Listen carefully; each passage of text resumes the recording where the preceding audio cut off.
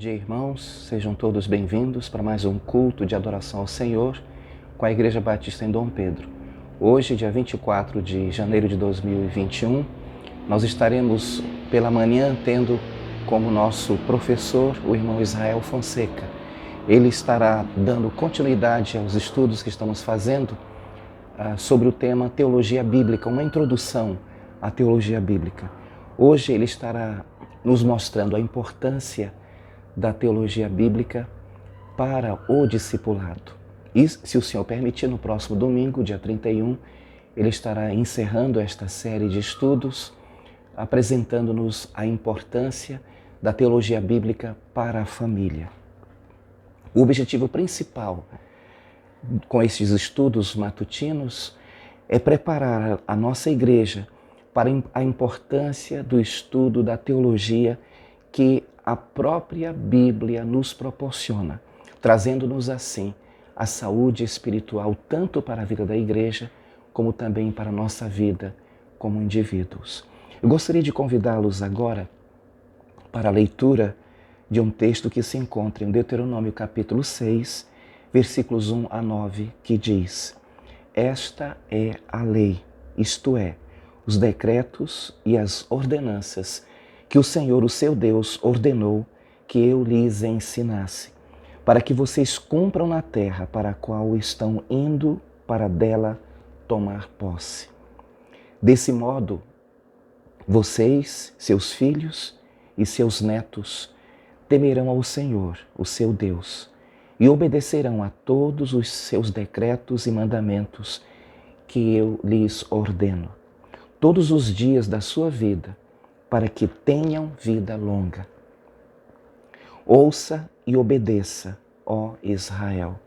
Assim tudo lhe irá bem e você será muito numeroso na terra onde manam leite e mel, como lhe prometeu o Senhor, o Deus dos seus antepassados. Ouça, ó Israel, o Senhor, o nosso Deus, é o único Senhor. Ame o Senhor, o seu Deus, de todo o seu coração, de toda a sua alma e de todas as suas forças. Que todas estas palavras que hoje lhe ordeno estejam em seu coração. Ensine-as com persistência a seus filhos. Converse sobre elas quando estiver sentado em casa, quando estiver andando pelo caminho, quando se deitar e quando se levantar. Amarre-as como um sinal nos braços e prenda-as na testa. Escreva-as nos batentes das portas de sua casa e em seus portões. Vamos orar. Querido Deus e Pai, muito obrigado pela bênção de podermos estar reunidos como igreja nesta manhã. Oramos pedindo que conduzas este culto, que fales aos nossos corações através do ensino que o irmão Israel vai nos trazer agora. Eu peço que fortaleças a vida da nossa igreja e a vida de cada família que faz parte da nossa congregação. Pedimos para que estejas consolando os enlutados, fortalecendo aqueles que estão enfraquecidos e que o teu nome, Senhor, seja glorificado em nossas vidas. Assim, neste momento juntos, nós oramos nos consagrando ao Senhor. Em nome de Jesus. Amém. Nós teremos agora um momento de louvor e a seguir o irmão Israel estará com a palavra. Deus abençoe a todos.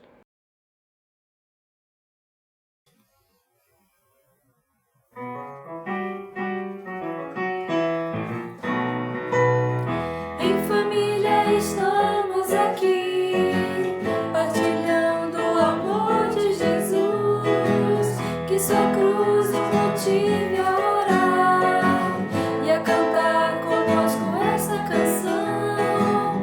Alegria de vê-lo aqui, pulsa forte o meu coração, se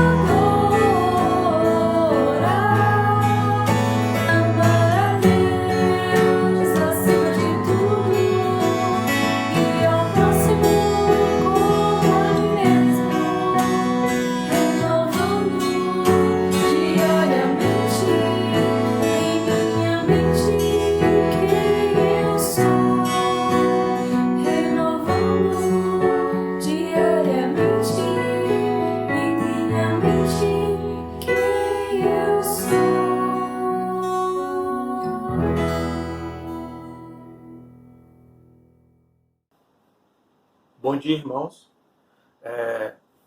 Para quem não me conhece, eu me chamo Israel, sou membro da Igreja Batista de Dom Pedro há mais de 10 anos e faço parte da igreja e no presente momento nós temos atuado na área de ensino.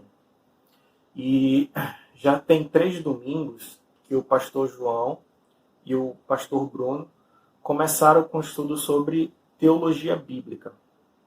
O pastor João deu uma introdução, mostrando a importância da teologia bíblica e conceituando.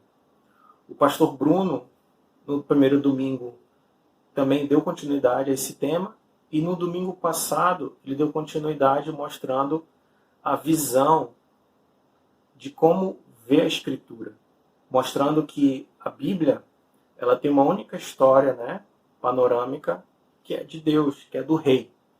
E antes de nós, para iniciarmos aqui o nosso estudo nesse domingo de manhã, primeiramente eu gostaria de recapitular algumas coisas. Quando a gente repete as coisas, não faz mal, Isso é até bom porque faz com que nós possamos aprender. E às vezes a gente ouve esse estudo de domingo e só vai ouvir de novo no outro domingo. Então, quando a gente repete as coisas, acaba ajudando a relembrar o que já foi dito e também ajudando a fixar aquela ideia. Então, como a ideia nossa da igreja é nós trabalharmos esse tema da teologia bíblica, eu gostaria de repetir alguns conceitos aqui com vocês antes de nós entrarmos no texto que a gente vai trabalhar hoje. Tudo bem? Quando você vê essa terminologia aí, né? Teologia bíblica, não é? O que ela quer dizer? Não sei se alguns irmãos já ouviram falar sobre teologia sistemática, alguém já ouviu falar sobre teologia reformada, ou alguém já ouviu falar sobre teologia da igreja. Então, vamos entender aí. Então significa que a teologia bíblica é mais certa que a teologia sistemática? A teologia bíblica ela é mais certa do que a teologia reformada? Alguma coisa assim? Ou significa que a teologia bíblica é uma teologia pautada na Bíblia e as outras não são? Não significa isso. Tudo bem? Vamos pensar aqui na teologia sistemática. Vamos puxar isso aqui como exemplo. A teologia sistemática, ela define temas. Você vai ver lá na teologia sistemática como Deus, o pecado, o homem, o Espírito Santo. E dentro desses temas, foi visto todos os textos que falavam sobre isso e sistematicamente colocado dentro daquele assunto. Tudo bem? Ou seja, é uma teologia que também está pautada no estudo bíblico. Tudo bem? Mas para a gente entender a teologia sistemática, eu gostaria até de compartilhar aqui 2 escritores que falaram sobre isso. Que também foi das minhas consultas para eu entender melhor. Tudo bem? Luiz Saião, que é brasileiro, um dos estudiosos da Bíblia aqui, ele definiu da seguinte maneira. Vai ter momentos que eu vou estar olhando para cá, que o notebook está aqui. Mas os irmãos acompanham ali na tela dos irmãos, na TV. Tudo bem? Só para explicar por que eu vou estar olhando para baixo às vezes, tá? Olha, diz o seguinte, a proposta fundamental da teologia bíblica é construir uma teologia a partir das Escrituras, né? Ou seja, um conhecimento de Deus pautado onde? Nas Escrituras, que é a Bíblia. De modo indutivo, sem depender das categorias definidas pela sistemática ou da dogmática. Ou seja, a teologia sistemática ela tem todos aqueles temas ali fechados. Por exemplo, vamos falar sobre sofrimento. Se a gente falar, é um tema que está na Escritura? É um tema que está dentro da Escritura. Vamos falar sobre esperança, né? É um tema que está dentro da Escritura, que ela aborda. O que é a esperança? De onde provém a minha esperança? Ou, de repente, o tema como consolo, conforto. Está dentro da Escritura? Sim, está dentro da Escritura. Mas a teologia sistemática ela não aborda isso. Ela tem aquele sistema ali. Então, o que ele está dizendo? Você vai construir um conhecimento de Deus dentro desses temas que a Escritura pode abordar. Indutivo para que você tenha um conhecimento saudável daquele tema, ou daquele assunto, ou de Deus, pautado nas Escrituras. Tudo bem? Olha lá. Esse outro escritor diz o seguinte, teologia bíblica é um modo de ler a Bíblia como uma única história de um único autor divino, que culmina em quem é Jesus Cristo e o que ele é, o que ele fez. Então, cada parte da Escritura é entendida em relação a ele. O herói, o ponto central dessa história de capa a capa é Jesus Cristo. E aqui eu relembro as palavras do pastor Bruno na semana passada. Ele mostrou lá que a Bíblia, na verdade, é uma grande história, a história de Deus. Quem é o autor dessa história? O próprio Deus. Quem é o ator principal, o foco da história, o grande herói da história? Deus. Também. Tudo bem? Então aqui esse autor fala que teologia bíblica é um modo de ler a Bíblia como uma única história. E aí depois a gente, com o passar aqui da aula, a gente vai começando a entender sobre o que significa isso, né? A gente vai destrinchar, né, devagarzinho isso aí. Tudo bem? Aí eu gostaria de chamar a atenção dos irmãos para esse texto aqui, ó. Olha que interessante esse texto de Lucas 24, 25 a 27. Diz o seguinte, ó. E ele lhes disse, ó nécios e tardos de coração para crer tudo que os profetas disseram. Porventura não convinha que Cristo padecesse estas coisas e entrasse em sua glória? O contexto aqui, antes de eu ler o último versículo, é aquele texto dos dois discípulos que estavam num caminho de Emaús. E aqui é a parte ali do meio dessa narrativa, aí, dessa história, que Cristo vai conversar com eles, não é? Eles estão falando de que o grande profeta Jesus, que estava com eles, tinha sido morto, açoitado, e já tinha alguns dias e tal. Depois, se você quiser ver melhor sobre esse relato bíblico, aí você pode ir lá no texto e ver ele completo. E o versículo 27 diz o seguinte, ó. E começando por Moisés e por todos os profetas, explicava-lhes o que dele se achava em todas as escrituras.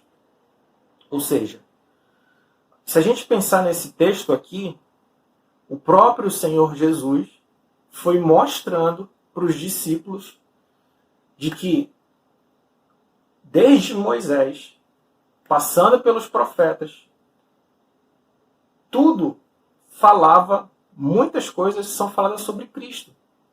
O que eu quero dizer é o quê? Que nos relatos ali, tanto de Gênesis, como foi dito na semana passada, aquela profecia ali de Gênesis capítulo 3, logo na queda, a profecia que foi dada para Moisés, não é? Quando diz, quando o Senhor teu Deus levantar do meio de ti um profeta semelhante a mim, tudo bem? Quando Deus prometeu também a Abraão, mais atrás, não é? Que Deus daria um descendente para ele. Ou seja, aqui a gente pode ver que a história bíblica, ela está falando sobre a história de Deus, não é? E aqui o próprio Cristo fala que todos os profetas falavam dele, não é? Desde Moisés e todas as escrituras, se referindo ao Antigo Testamento, estavam falando sobre ele, sobre a vinda dele. Então, baseado também aqui nesse texto, a gente pode ver o quê? Que a Bíblia ali, ela é uma história maior que a história de Deus, que é a história do Senhor Jesus. E aqui a gente poderia dividir da seguinte maneira, né?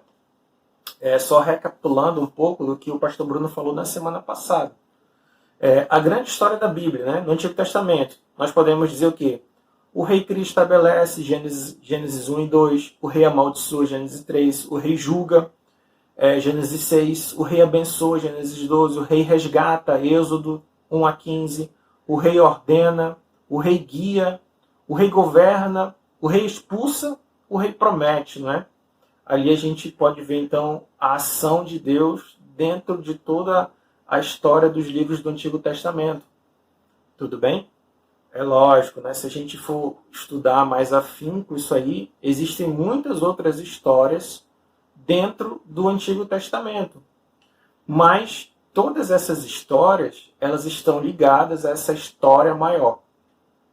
Então, essas histórias aqui menores, né? Por exemplo, a história de Ruth, a história de Davi, o relato bíblico de Abraão, o relato bíblico de Moisés, de Jeremias, de Isaías, estão ligados a quê? A grande história de Deus, não é? Deus é o tema principal. Se a gente tirar Deus dali, não tem história, não tem Bíblia, não é? Não tem nada ali que possa ser relatado.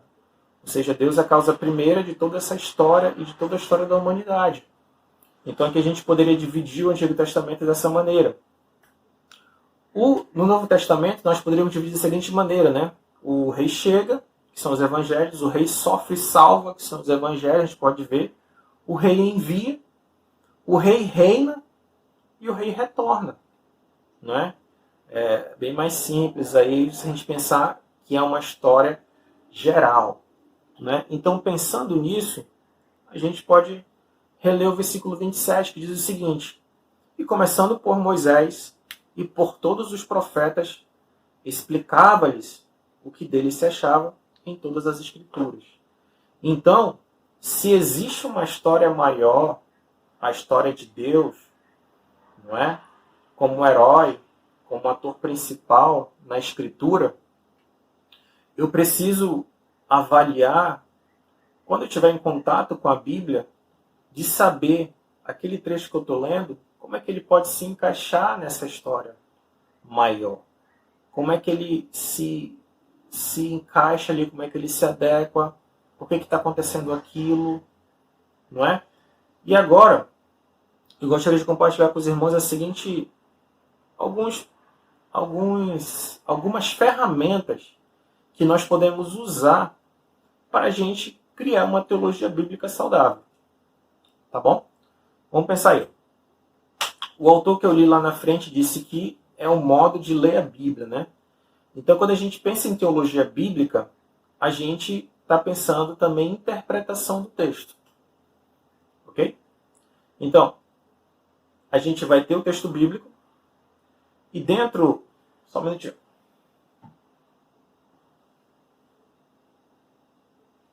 Pronto. Tirei o mouse ali que estava em cima do texto. E dentro do texto bíblico, o que é preciso que a gente avalie para que nós possamos entender o que o autor quis dizer com aquele texto? O que estava sendo comunicado ali? Porque o que acontece?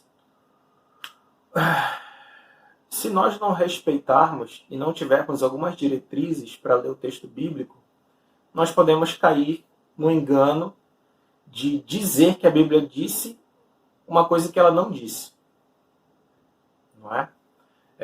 Eu posso pegar um texto isolado e tentar aplicar para mim ou para outra pessoa, quando na verdade aquele texto não está dizendo aquilo. Então, o que nós precisamos considerar aqui, né? Pelo menos esses 5 pontos aí. Ó. Primeiro, nós precisamos observar o contexto histórico-literário. Daqui a pouco a gente vai falar o que significa isso. Precisamos ver o contexto da aliança, precisamos ver o cânon, o caráter de Deus e de Cristo. Porque esses dois últimos, lembrando que Cristo, Deus, né, eles são a história principal do desenrolar de toda essa trajetória bíblica. Então, se nós observarmos esses parâmetros aqui, a gente pode fazer o quê? Isso vai gerar proteção e vai ser um guia para a gente. Evitar erros doutrinários, evitar enganos. Nós vamos pregar a Cristo e não textos fora do contexto. Lembrando que Cristo é a história principal. E vamos pregar Jesus e não o moralismo. Ok? Agora vamos pensar um pouco aqui. Ó. Ok.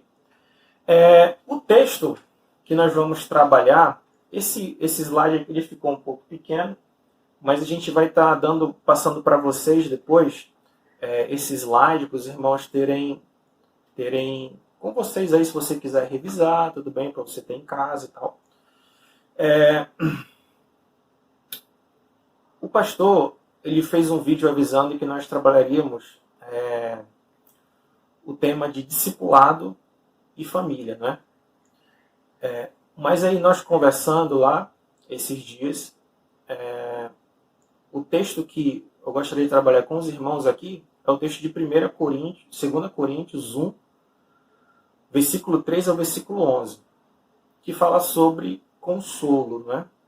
E aí a gente vai ver cada 5 pontos que eu acabei de falar no slide anterior e vamos depois expor aqui esse texto aí para que nós possamos fazer uma aplicação ou até mesmo um exercício de como nós criarmos essa teologia bíblica no texto bíblico. Ok? Então, isso aqui que eu vou falar agora é do livro de 2 Coríntios. Tudo bem? Então, o que a gente vai pensar em relação a contexto histórico e literário, né? Então, contexto histórico de 2 Coríntios. Paulo escreveu essa carta na província da Macedônia. Aí a gente pode ver que essa informação está no próprio livro de 2 Coríntios. Da Macedônia, Paulo foi para Corinto, onde passou o inverno, mais ou menos em 56 a 57, né, depois de Cristo.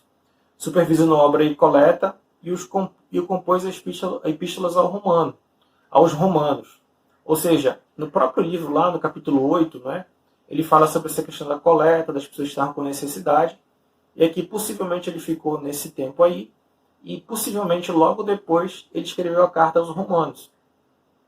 O que o apóstolo Paulo faz nessa carta aí é uma defesa do apostolado dele, não é?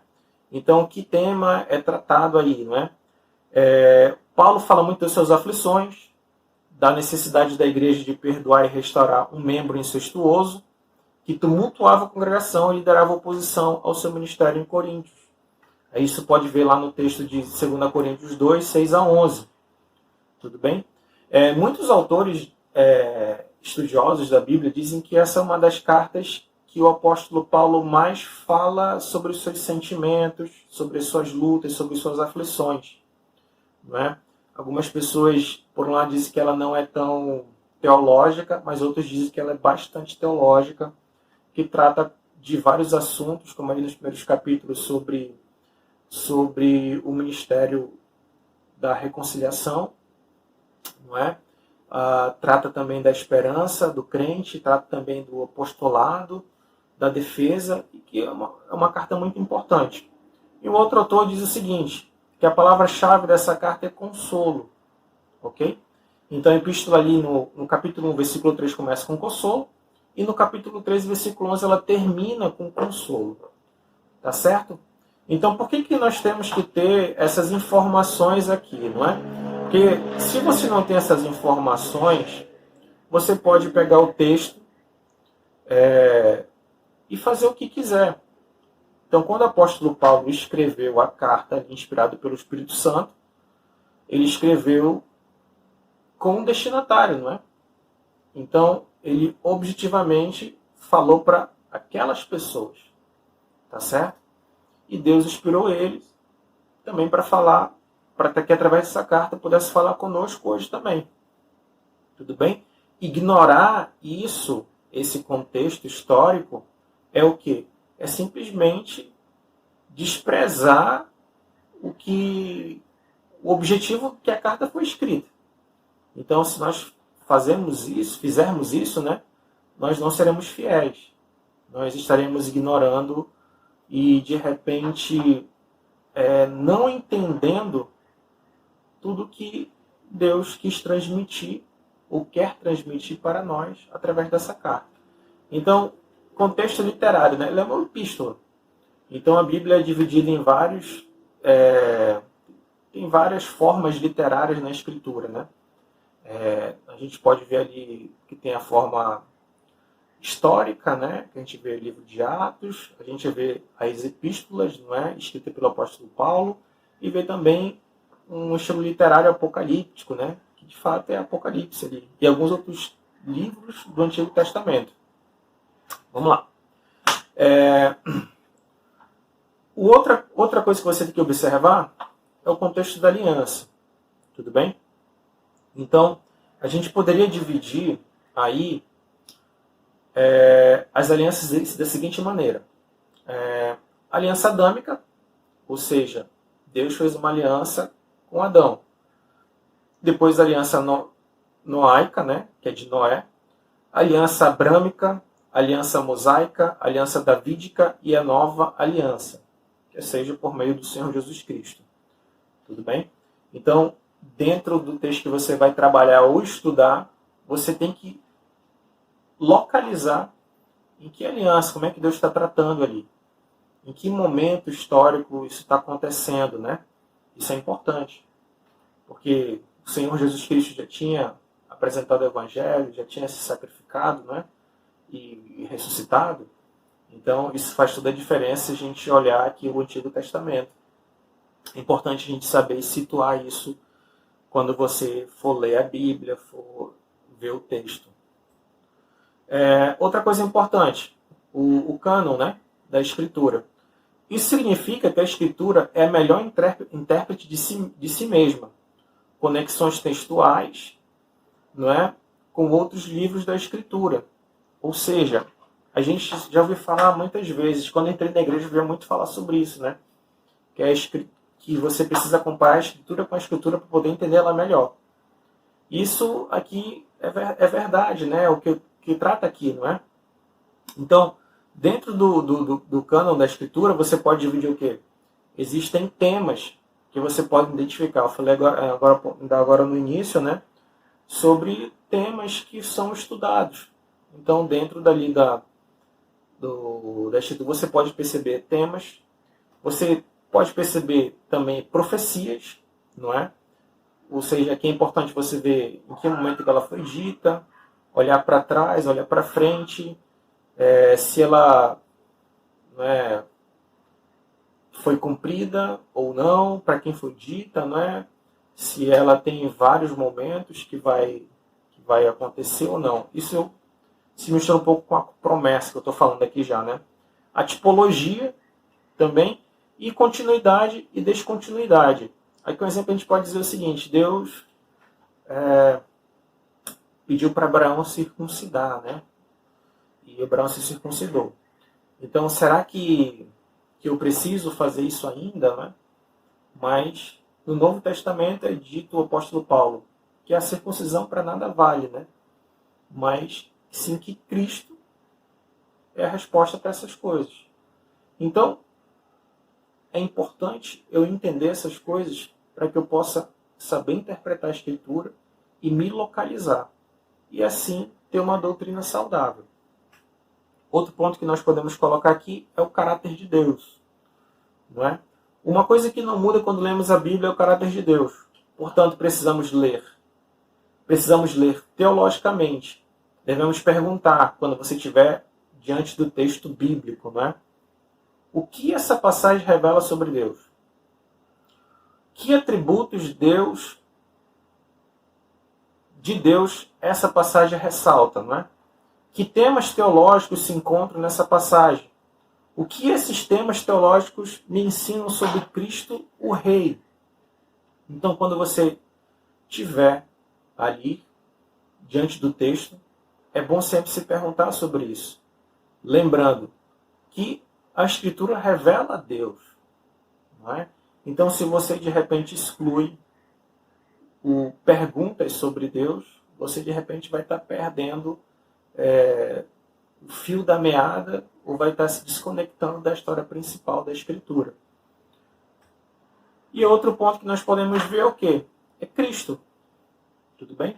Devemos ler cristologicamente. Deve se perguntar como ela, o que é aquela passagem que você vai estar lendo, se relaciona com a pessoa e a obra de Cristo. Nós vimos que Jesus é o herói. Devemos, portanto, fazer perguntas como: o que essa passagem revela sobre Jesus Cristo? Sua vida e sua obra. Esse texto aponta para a primeira vinda de Cristo? Ele prediz a volta de Cristo? Como o Evangelho afeta meu entendimento do texto? Como o texto antevê o Evangelho ou reflete a respeito dele? Tudo bem? Então, 5 pontos ali que nós acabamos de ver, não é? Esses pontos são importantes a gente ressaltar para que você consiga tirar a doutrina boa da Escritura. Tudo bem? Não adianta você simplesmente pegar o texto bíblico e simplesmente ignorar o seu contexto histórico e pegar o texto e ir catando promessa, né? Quantos de nós já fizemos isso? No início da minha caminhada na fé, eu fiz muito isso. Temos que ler a Bíblia de capa a capa anualmente, né? Aí você vai lendo, vai passando pelos livros, né? Tem parte que você lê, mas não entende nada. Eu lembro disso. E às vezes eu ficava catando promessa, não é? Eu via uma promessazinha, puxa, né? Legal, parece que de Jeremias, né? Capítulo 33, que massa. Aí arriscava ali e guardava, né? Mas depois o tempo foi passando e aí eu fui aprendendo e fui me questionando, ok, essa promessa, ela se aplica a mim, não é? Ela é de fato dirigida a mim, igreja, filho de Deus hoje? Ela já se cumpriu? E se cumpriu, se cumpriu em Cristo? Ou como eu posso lidar com ela? Tudo bem? Então, quando você não atenta para isso, você acaba meio que pegando alguns textos isolados, dizendo de repente que Deus disse isso para você quando Ele não disse. E aí você pode estar criando um Deus falso, pode estar criando um engano, e o pior, você pode estar levando esse engano para outras pessoas. E aí complica tudo, não é? Desanda tudo. E o pior de tudo é que você acaba não desfrutando do Evangelho e da esperança que ele traz de conhecer esse conhecimento saudável de Deus e experimentar esse Deus aqui enquanto você está peregrinando. Nós podemos dividir esse texto aqui em pelo menos 4 partes. Dentro dessa perícope aqui, do versículo 3 ao versículo 11, nós podemos dividir do versículo 3 ao 4 um tema que fala sobre Deus e consolo. Versículo 5, ele entra no tema sobre as aflições de Cristo. Versículo 6 fala da garantia da tribulação, mas também da consolação e dos objetivos dela. E do versículo 8 até o 11, ele dá um testemunho do que ele falou. Tudo bem? Então, para a gente fazer as aplicações e dar um exemplo do que nós falamos até o presente momento sobre a teologia bíblica, nós podemos discorrer sobre esse texto, primeiramente expondo o que o texto está falando, e depois nós fazemos as considerações que nós falamos sobre Cristo, sobre a igreja, sobre o Evangelho, sobre Deus, e as aplicações que esse texto pode trazer para a minha vida. Tudo bem? Vamos lá para o versículo 3. Diz, bendito seja o Deus e Pai de nosso Senhor Jesus Cristo, Pai das misericórdias, Deus de toda consolação. Primeiro ponto que ele coloca aqui nesse versículo é o quê? Que Deus é o Pai das misericórdias. O que o texto fala sobre Deus, né? Que o Deus é o Pai das misericórdias e o nosso Deus é o Deus de toda consolação. Então, nosso Deus é o Pai das misericórdias e o Deus de toda a consolação. O que significa consolo, né? É aliviar o sofrimento, aliviar a dor, tirar isso. E o versículo 4 diz o seguinte, que nos consola, ou seja, aquele que tira o nosso sofrimento, dá alívio, traz alento, não é? Em toda a nossa tribulação. Então aqui, esse termo tribulação, se você for ver o significado, é algo que como se alguma coisa de fora estivesse apertando o seu corpo. Então isso aqui é um aperto que você passa, isso é uma tribulação, algo que lhe foge do controle, que quer esmagar você externamente. Esse é o sentido de tribulação. Então ele fala, para que também possamos consolar os que estiverem em alguma tribulação, com a consolação que nós mesmos somos consolados por Deus. Então, esse primeiro ponto que eu dividi aqui com os irmãos, nós podemos ver o quê? Versículo 3. Que bendito seja o nosso Deus. Por que bendito seja o nosso Deus? Porque Ele é o Pai das misericórdias. E por quê? Ele é o Pai e é o Deus de toda a consolação. Ele fala o seguinte, Deus nos consola em toda a nossa tribulação. Todo qualquer aperto que eles estavam passando, era Deus que consolava eles. Também ele fala o seguinte, que o objetivo de nós sermos consolados por Deus não é para que essa consolação, ou seja, essa graça que nós recebemos de Deus, esse alívio, essa experiência que nós temos com Ele, para que fique em nós mesmos, mas para que esse alívio, esse consolo passe para as outras pessoas. Ou seja, Deus usa a vida do cristão, a vida do crente, para que essa consolação e a graça dele, quem ele é, o que ele pode fazer, transborde por meio de nossas vidas. Para que pessoas sejam também consoladas com a mesma consolação que nós recebemos, ou seja, com a consolação de Deus. Então aqui a gente pode ver que o apóstolo Paulo está dizendo: eu tenho uma palavra de consolo e Deus nos dá essa palavra de consolo, mas não baseada em nosso conhecimento, na nossa sabedoria, no meu PhD, no meu doutorado, mas sim nas experiências que você passa com Deus e o que Ele faz por você em meio aos apertos que você tem na vida. Ok?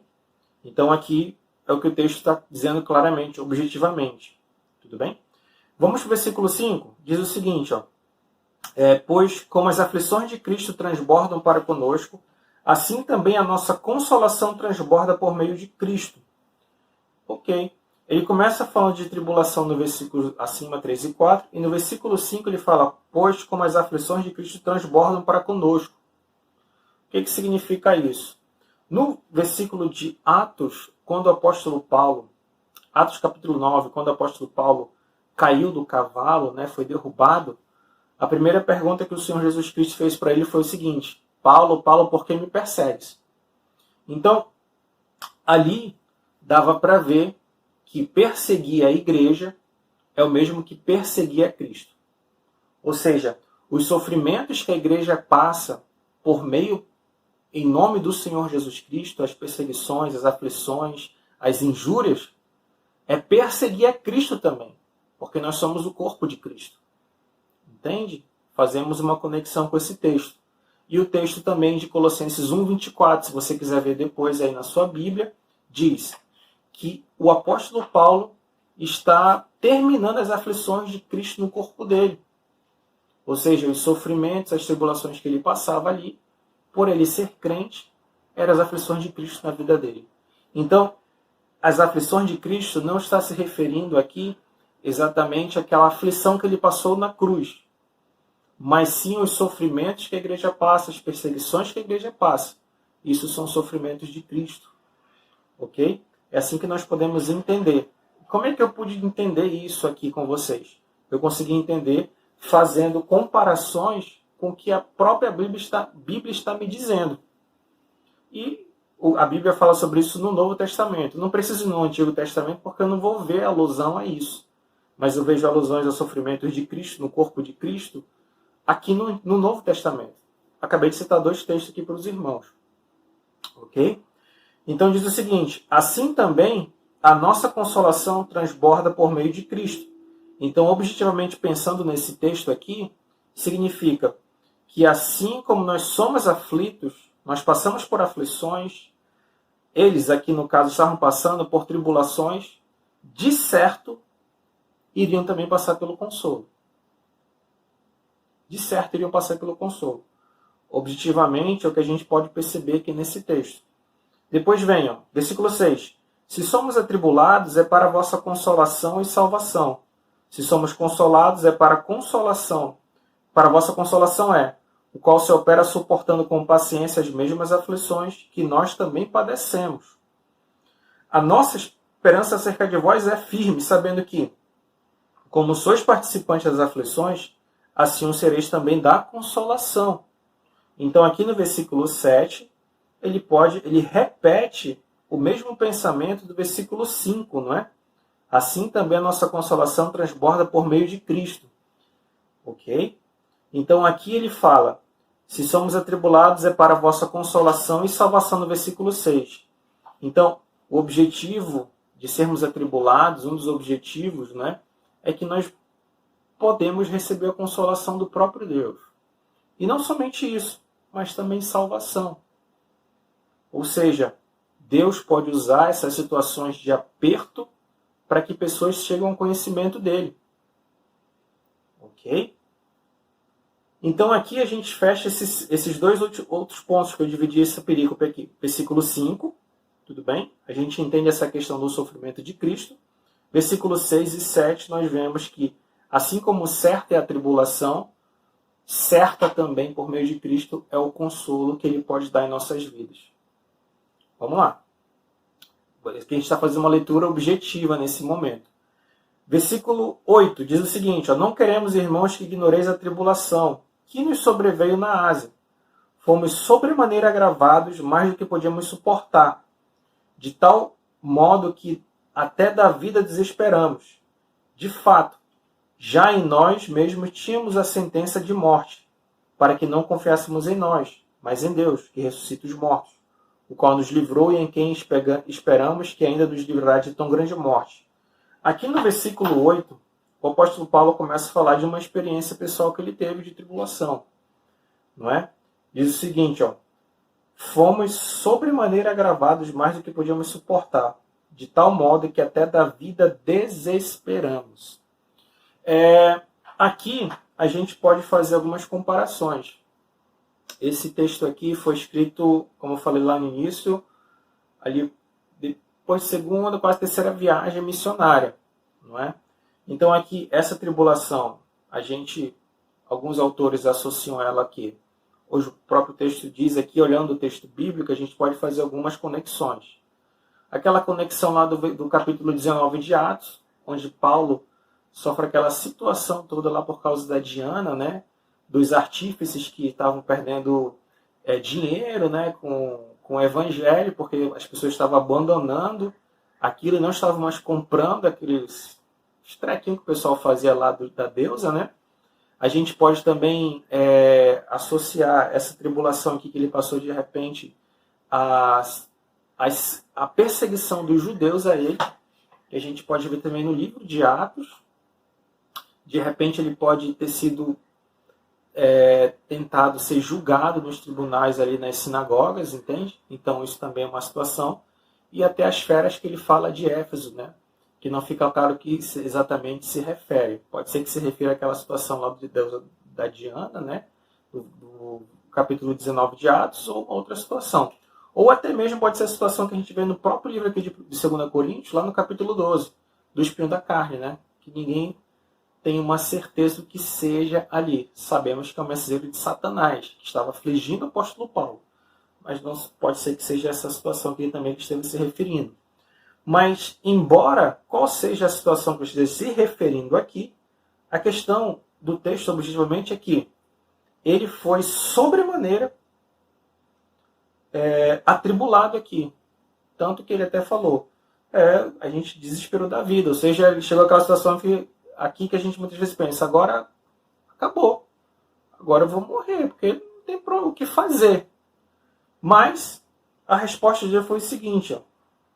Versículo 9. De fato, já tínhamos em nós mesmos a sentença de morte, para que não confiássemos em nós, mas em Deus que ressuscita os mortos, o qual nos livrou e em quem esperamos que ainda nos livrará de tão grande morte. Ok? Então aqui o apóstolo Paulo mostra que a experiência dele fez com que ele colocasse a sua confiança mais em Deus. Nesse texto, pensando objetivamente. Tudo bem? Lembra do nosso pano de fundo aqui, daqueles princípios que nós acabamos de falar, aqueles parâmetros, melhor dizendo, para a gente interpretar o texto bíblico. Ok? Então vamos pensar. O que ele fala sobre Deus aqui? Deus é o Pai de toda consolação. Ok? O que ele fala sobre Cristo aqui? Que o fato de eu estar em Cristo e os sofrimentos que eu sofro com Cristo, não é? Ou por Cristo, porque esses sofrimentos de Cristo ainda estão sobre a igreja. Estão se cumprindo na igreja. Né? E assim como é certo que nós vamos sofrer, passar por tribulações, é certo que nós também teremos o consolo. Nós podemos aplicar isso aqui. Então, passando aqui para a parte das aplicações, nós podemos dizer que por causa de Cristo, nós podemos ter consolo verdadeiro. Ou seja, Deus, sendo Deus de toda consolação, Ele que sabe aquilo que vai aliviar o nosso coração, é Ele que sabe a dor que nós temos, é Ele que sabe o peso que nós estamos suportando nessa tribulação que está nos apertando, Ele sabe como aliviar a nossa dor. Então, um versículo aqui interessante é esse aqui, ó. O versículo 6 diz o seguinte, ó. Para vossa consolação o qual se opera suportando com paciência as mesmas aflições que nós também padecemos. Ou seja, Deus não vai nos livrar da tribulação ou do sofrimento. E aqui a gente pode pensar na história ali dos 3 amigos lá, do livro de Daniel, que foram para a fornalha, e Deus não evitou que eles fossem colocados na fornalha. Mas, quando eles estavam na fornalha, Deus concedeu livramento a eles. A mesma coisa nós podemos dizer de Daniel. Deus não evitou que Daniel passasse por toda aquela perseguição e passasse também até ficar a noite toda na cova dos leões. Deus permitiu que ele entrasse lá. Só que Deus o livrou, deu o escape para ele também na cova dos leões. E o texto aqui diz o seguinte: suportando com paciência. Ou seja, os apertos, os sofrimentos, eles vão vir na nossa vida. Eles vêm para tentar nos esmagar, para tentar trazer desânimo e tristeza profunda. Só que o texto diz aqui que nós devemos suportar com paciência. E paciência aqui não é aquela ideia de que eu estou aceitando as situações, elas são assim mesmo, e eu vou ficar aqui desanimado. Não. Eu estou passando essas situações, eu sei que Deus está comigo, e eu sei que eu vou conseguir superar isso futuramente. Então, muitas vezes, algumas respostas elas não vão vir para a gente, fazendo a aplicação aqui. Não vão vir. Mas a instrução do texto bíblico sobre as aflições e apertos da nossa vida é que nós devemos perseverar com paciência quando estivermos passando por ela. Mesmo que a gente não veja claro no horizonte uma resposta, uma direção para aquela situação, para aquele aperto, nós devemos ficar firmes e pacientes, sabendo, vou superar essa situação com o meu Deus, porque Ele está comigo. E é Ele que permite a tribulação e o aperto na minha vida, e é Ele também que vai trazer a consolação certa para mim. Interessante isso, né? Então, pensando em Cristo, afunilando para Ele, é o Senhor Jesus Cristo que é a nossa esperança de consolação.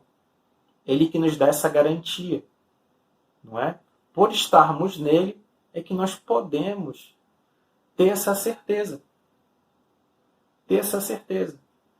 Então aqui a gente vê nesse texto Deus no início, Deus no meio e Deus no final. O foco do texto é mostrar como o Senhor Jesus Cristo está agindo no texto aqui na vida do apóstolo Paulo, no início, no meio e no fim. E não somente na vida do apóstolo Paulo, mas na vida também dos crentes em Corinto, e também em nossas vidas nós podemos ver. E o final aqui do texto é o quê? Por que Deus permitiu o apóstolo passar por aquilo, né? Desesperatar da vida dele. Foi de quê? Para que não confiasse em si mesmo, mas no Deus que ressuscita os mortos. Esse mesmo Deus que depois ele escreveu que é aquele que traz à existência as coisas que do nada traz à vida aquilo do nada, lá na carta de Romanos, capítulo 4, traz à existência as coisas que nunca existiram. Ele pode criar coisas novas, pode dar livramento. É o Deus que tudo pode. É o Deus que tudo sabe. Quem poderá contra Deus? Quem poderá dizer, Deus não faça isso, não faça aquilo? Ou quem poderá ser seu conselheiro, né? Parafraseando o texto bíblico, né? Quem conheceu a mente do Senhor? Não é? Foi Ele que criou todas as coisas. Então, muitas vezes, pensando aqui, compartilhando com os irmãos, nós temos a tendência de querermos achar que nós podemos fazer tudo. Não precisamos de Deus, não precisamos das pessoas, não precisamos de nada, né? Que vale sou eu faço acontecer esse negócio. Mas aqui a gente vê que o apóstolo Paulo, né, que nós temos de grande estima, homem de Deus, ele estava ali, passando por isso para que não confiasse em si mesmo, mas no Deus que ressuscita os mortos. No Deus que ressuscita os mortos. Então, olha, para a gente não alongar muito, eu fiz aqui uma introdução com os irmãos sobre a ideia da teologia bíblica, como você pode construir. É claro que eu dei uma pincelada nesses parâmetros, dentro desses parâmetros você pode ir se aprofundando, e tem outras coisas que você pode estudar para que você consiga ter ferramentas para extrair a verdade bíblica para você. Ok? E depois a gente pegou esse texto bíblico, que o tema dele é consolação, né? E apesar desse tema ser consolação, a gente pode ver Deus, como a gente falou, que a história principal é o herói da história, está agindo aqui no início, no meio e no fim, na vida dos seus servos, na vida da igreja. Ok? Então você pode ver que algumas informações, como inicial, contexto histórico, literário, você vai ter que, de repente, procurar um dicionário. Mas muitas vezes essas informações estão no próprio livro que você for estudar. Eles vão revelar para você quando você faz uma leitura cuidadosa. E com isso você vai comparando texto com o texto para ir entendendo o que significa aquela parte da escritura, ou esse tema geral, ou esse texto, o que ele está querendo dizer. E como você pode aplicar isso para você. Se nós fôssemos fazer uma pregação aqui, não é? A gente poderia trabalhar mais coisas dentro desse texto, algumas palavras, não é? Fazer outras aplicações. Daria para trabalhar mais aqui? Dá para trabalhar mais aqui. Mas como a gente está na EBD, o objetivo aqui não é que eu venha e pregue, né? A gente está dando um estudo, não é? Então a ideia é despertar os irmãos para que os irmãos depois possam ir e se aprofundem no texto, vão se alimentando, e vão escacaviando, procurando e entendendo o texto, né? Muitas das coisas que eu falei aqui também foi que eu consegui absorver muito com o pastor Rubem, né? Ele deu fez uma classe com ele aí sobre panorama bíblico, né? Do Antigo Testamento. Foi ótimo. Ele deu ferramentas maravilhosas que a gente vai acumulando para ir conhecendo mais o texto bíblico e, consequentemente, conhecendo mais a Deus. O que Deus pensa, como Ele vê as coisas. Então, o que nós queremos com os irmãos aqui, objetivamente, é que os irmãos consigam ter essas ferramentas e possam, assim, crescer no conhecimento bíblico, no sentido de que você conheça como é que Deus pensa, o que Ele falou, o que Ele quis revelar com o texto bíblico. E não fique, como no início eu falei aqui, né? Escacaviando lá as promessas, né? Se apegando àquilo. E você, quando você vive só assim nessa vida, você não consegue conhecer a graça de Deus, o evangelho maravilhoso. Entende? A segurança, a paz, a esperança que ele traz. Tudo bem? Então, a gente vai encerrando aqui nesse momento essa primeira aula. Isso foi mais algo para relembrar e fazer uma aplicação. E na próxima semana a gente dá continuidade dentro desse tema da teologia bíblica, tudo bem? Junto com os irmãos aí, tá? Vamos orar nesse momento para a gente encerrar. Agradeço a paciência dos irmãos e que Deus continue abençoando nossas vidas. Eu sei que nós temos passado por momentos difíceis, como nação, como cidade. Há muita injustiça, muita dor, muito sofrimento. Que você possa se aprofundar nesse texto para receber o consolo de Deus. E se você tem passado por essa situação, um sofrimento mais profundo, de perder um ente querido, isso não está fora do controle de Deus. Isso está dentro do controle do Senhor. Isso não fugiu dele. Eu já passei por uma experiência de perder um ente querido. Minha irmã, infelizmente. Mas Deus tem me abençoado e me abençoou naquele momento. Com consolo, com alívio. E tive que esperar bastante tempo, né? Até ter uma luz, uma direção. Aquilo que eu falei, esperei com paciência no Senhor. E esse texto que eu falei com os irmãos exatamente foi um texto que Deus me deu naquele momento quando eu estava passando por isso. Então, firme-se em Deus, na sua palavra, porque Deus quer se fazer conhecido a você nessa situação que você tem vivido. Vamos orar. Pai amado, eu te louvo e te agradeço pela tua palavra que o Senhor nos deixou. E isso mostra que nós não estamos órfãos, o Senhor não nos deixou à toa. As tuas promessas revelam quem o Senhor é. As tuas promessas, a tua palavra estão conosco e eu te louvo por isso. Peço o teu consolo e que o Senhor possa se revelar a cada irmão nosso que tem passado por lutas, sofrimentos e apertos que trazem muitas vezes desespero, dor, sofrimento. Concede a eles o consolo, a graça, o alívio que provém de ti. Que eles possam conhecer mais a ti.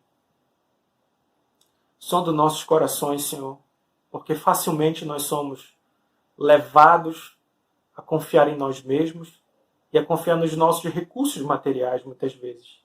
Na minha força física, na minha inteligência, ou no meu poder aquisitivo, ou nas pessoas que eu conheço. Não, Senhor. Não. A nossa suficiência está em ti, Senhor. Ensina-nos e conduz-nos para que possamos confiar em ti em todo momento e conhecer a ti, Pai. Tem misericórdia de nossas vidas, fortalece-nos no teu poder, derrama da tua graça sobre nós, concede-nos a tua paz e o teu consolo, Pai. Tem misericórdia da nossa cidade, tem misericórdia de nós, Senhor. Em nome de Jesus. Amém. Queremos encerrar o nosso tempo hoje pela manhã agradecendo a Deus pela oportunidade que Ele tem nos dado de mais um culto matutino e também a todos que têm participado destes estudos pela manhã. Queremos louvar ao Senhor pela vida do nosso irmão Israel, que tem se dedicado também a nos trazer estes ensinamentos. Hoje e no próximo domingo nós estaremos sendo abençoados com os estudos que ele estará nos trazendo. E quero também comunicar aos irmãos que a partir de hoje nós estaremos retornando com a campanha para arrecadação de alimentos não perecíveis. Há irmãos e pessoas conhecidas que estão precisando da nossa ajuda. O pastor Almir, o irmão Adessandro e a irmã Leilena estão se disponibilizando a estarem coordenando esta campanha. Vocês podem levar as doações até a igreja, aqueles que assim desejarem, ou podem doar ofertas, tanto vocês podem levar até a igreja, como também podem fazer por transferência bancária. Eu quero agradecer o seu apoio e também toda a mobilização que a igreja já tem demonstrado em estarmos mutuamente nos ajudando nesses momentos tão difíceis. Agora nós vamos estar orando e logo depois teremos mais um momento de louvor e assim encerrando o nosso culto desta manhã. Vamos orar. Querido Deus e Pai, muito obrigado pelo tempo que o Senhor nos deu hoje. Pedimos que estejas conduzindo nossas vidas, conduzindo nossas famílias e abençoando a Igreja em Dom Pedro no sentido de estarmos vivendo de acordo com teu plano e propósito. Obrigado pela vida do nosso irmão Israel, pelo tempo que nós tivemos hoje com ele, recebendo a tua palavra, este alimento que veio para nos edificar e nos fortalecer. Oramos pedindo que nos conduzas ao longo de todo este dia e que o Senhor esteja trazendo refrigério aos nossos corações, trazendo ânimo, trazendo encorajamento e nos fortalecendo para que vivamos de fato de uma maneira que o Senhor seja glorificado. Aceita o nosso louvor e gratidão, pois oramos em nome de Jesus. Amém.